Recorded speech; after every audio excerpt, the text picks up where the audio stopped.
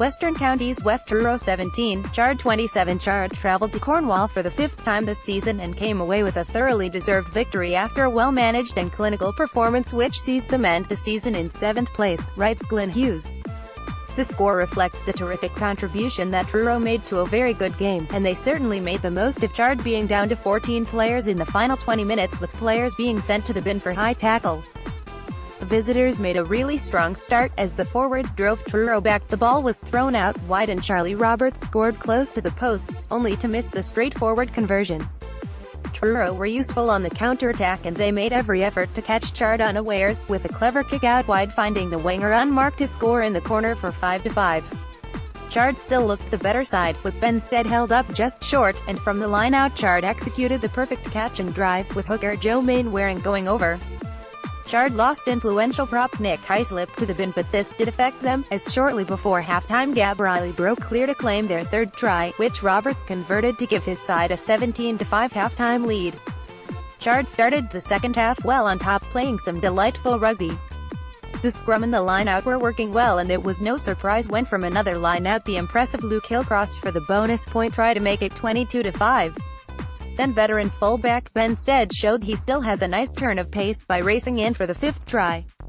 A final quarter, with both teams suffering in the heat, both Riley and Emil Shadelko were sent to the bin at different times, and Truro scored 2 late tries and a conversion.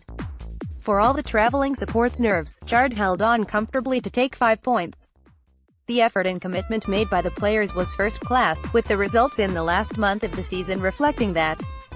Chard, Benstead, Ross Colenso, Charlie Roberts, Bill Biss, Emil Shadelko, James Twigg, Brian Hellier, Nick Hislop, Joe Mainwaring, Luke Hill, Scott Johnson, Dave Biss, Max Gosden, Gab Riley, Warren Lewis. Replacements: Tom Manigan, Archie Bromfield, used Jim Wagstaff. Somerset 2 South Chard seconds 26, Wilscombe seconds 16. Wilscombe came to Chard with the youngest team seen to date this season, writes Gavin Smillie. Chard took the kickoff and the chase was exactly as Captain Brian Sugar had asked for. Penned in, Wyvie lost the ball and Niall Crouch crossed for a converted try. From the restart the hosts attacked again, with the pack controlling the game and Connor Moon finding the gap to crash over. Crouch was on the scoresheet again, but Wyvie pounced on an error to make it 21-7 at halftime. The second half was a closer affair, with the heat getting to both teams, though Ash Wilson marked his return with a try. Wyvie scored the last try of the match, but Chard won with the bonus point to finish the season on a high.